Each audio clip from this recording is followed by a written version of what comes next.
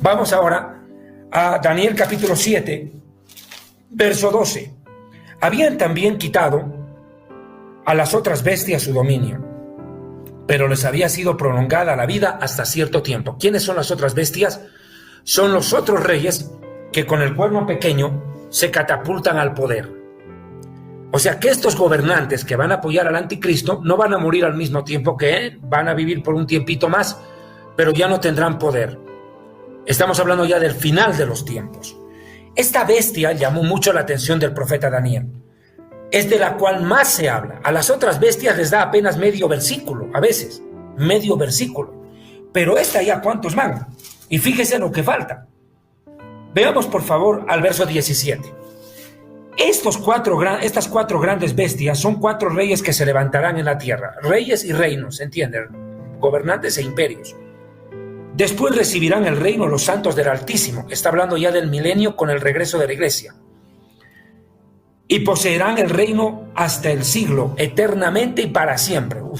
Lo que en hebreo sería Bat Leolam Vaed. Bat Leolam Vaed, por todos los siglos de los siglos. Verso 19, papá, vamos. Dice, entonces dice Daniel, tuve el deseo de saber la verdad acerca de la cuarta bestia, que era diferente de las otras. Perdón, era tan diferente, adverbio de cantidad, tan diferente de las otras, espantosa en gran manera, que tenía dientes de hierro, uñas de bronce, que devoraba y desmenuzaba, y las sobras las pisoteaba con sus pies. Verso 20. Asimismo, acerca de los 10 cuernos que tenía en su cabeza y del otro que le había salido, delante del cual habían caído 3 cuernos, ahorita voy a explicar eso, y este mismo cuerno pequeño que tenía hojas y boca que hablaba grandes cosas y parecía más grande que sus compañeros. Bien, esto me detengo a explicar.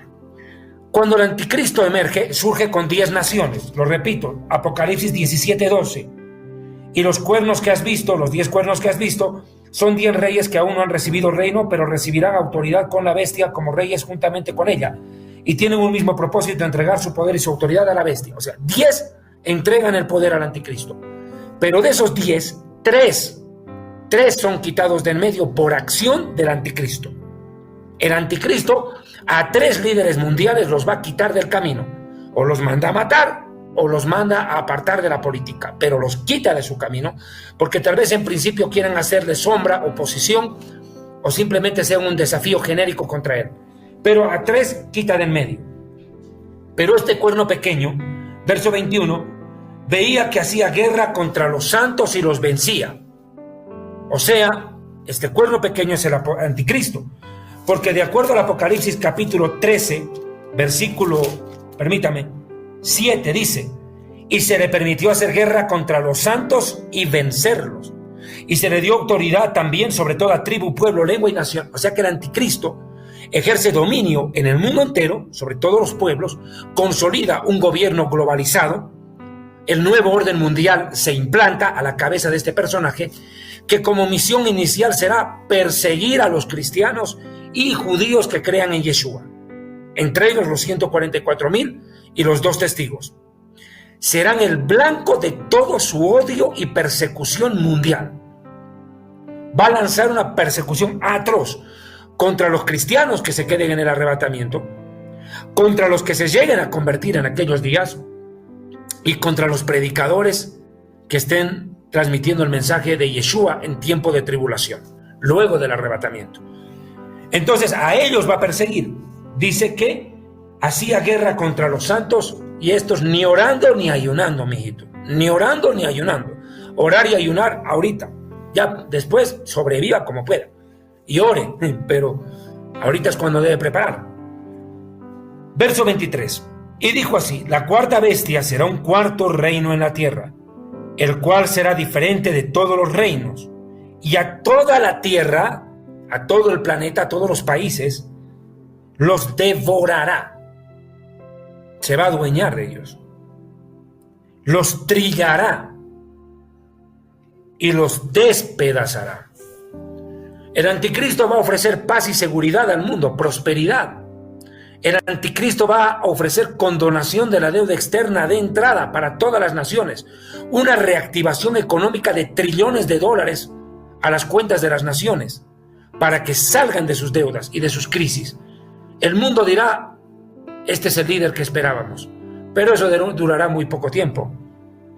El mundo disfrutará de una era de paz y prosperidad pensando que el reino de Dios se instauró en la tierra y que Dios mismo los está gobernando. El mundo creerá eso, pero de la noche a la mañana esa paz se va a quebrar y viene lo peor de lo peor, porque el anticristo dice que despedazará a todas las naciones, se las va a devorar. 25. Y hablará palabras contra el Altísimo y a los santos del Altísimo los va a pulverizar, los va a quebrantar, y pensará en cambiar dos cosas: los tiempos, las edades y la Torá, la ley. Me explico, me detengo. ¿Qué es lo que va a querer cambiar? El diablo odia a Dios, pero sin embargo imita todo. Así como la historia humana, con el nacimiento de Yeshua, se partió en dos, en un antes de Cristo y un después de Cristo, antes de la era cristiana y después de Cristo inicia la era cristiana, de igual manera este personaje va a querer partir la historia en dos, antes de él y después de él. O sea, va a empezarse a contar ya no desde el año 2020, 21, 22 o lo que cuando aparezca este personaje sarnoso, sino que era año 1, año 2, año 3, que se pensará en cambiar los tiempos. Y la ley, ¿cuál ley? La Torá de Dios, la enseñanza de Dios, la palabra de Dios. Y va a romper todo paradigma, todo fundamento ético, moral y cultural conservador de la sociedad, de lo poco que queda. Lo va a derribar. Todo principio moralista va a quedar aplastado. Y él va a permitir el pecado, va a fomentar el pecado, va a crear una ideología a favor de defender el pecado. Bueno, ya se está viendo que a lo bueno se llama malo y a lo malo bueno. Se hace ley el pecado, se legaliza el homosexualismo, se legaliza la homosexualidad, ¿verdad? Se legaliza el aborto, mañana se legalizará la pedofilia, se legalizarán todas las abominaciones. Entonces vemos que las leyes serán cambiadas, los fundamentos, los cimientos morales de la estructura secular, de lo poco bueno que le queda, caerán a tierra. Por eso la Biblia lo llama hombre de pecado, hijo de perdición. Y serán entregados en su mano, fíjese esto, hasta tiempo, 1 año, tiempos, plural, 2 años y medio tiempo. Exactamente lo mismo que el Apocalipsis dice, 3 años y medio, 42 meses. Estamos hablando claramente que el anticristo no es que va a gobernar 3 años y medio. Lo que está describiendo este pasaje, y esto hay que entenderlo, es que 3 años y medio serán la pesadilla de la humanidad. De los 7, 3 años y medio va a ser lo peor de lo peor, el gran desastre que ha vivido la humanidad y que nunca volverá a vivir. Durará 7 años su gobierno, de acuerdo a la profecía de Daniel, de la cual hablaremos en un siguiente programa, pero que quede claro que de 3 años y medio, de 7, 3 años y medio, la mitad, serán el gran espanto, el gran horror, donde esta bestia va a hacer lo que le dé la gana. En principio la bestia va a estar mansa, pero luego, cuando la bestia se despierte con hambre de matar, despedazará el mundo, empezando, lo repito, con los creyentes que se hayan quedado en el arrebatamiento. Ellos van a pagar muy caro el no haberse ido con el Señor. Y segundo, el diablo se las va a cobrar la factura por todo lo que están haciendo, entre comillas, para Dios este tiempo, que no alcanzará para que se vayan, porque no hay una vida de integridad. Bien, ahora no solamente esta visión engloba a la bestia león, que es el imperio babilonio, a la bestia oso, que es el medo-persa, a la bestia leopardo, que es el imperio griego, o esta superbestia, que es el imperio romano, prolongado hasta el día del anticristo, hasta los tiempos del anticristo, sino que habla de un imperio que a mí me llama mucho la atención.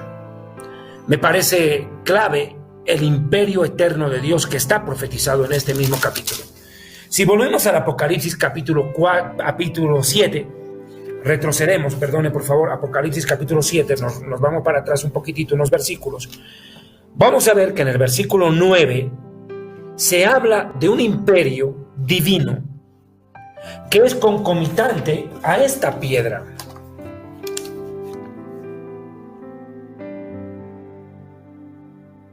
Esa piedra que viene del espacio, que viene del cielo, no es una piedra humana, no es una piedra terrenal, es una piedra celestial que representa al Mesías. De hecho, la Biblia llama al Mesías en hebreo Eben, que significa piedra. He aquí que yo pongo en Sión piedra de tropiezo, el que creyere en ella será salvo, sobre quien la piedra creyere será despedazado, dice. La piedra que los edificadores desecharon era la cabeza del ángulo, piedra escogida, angular y preciosa.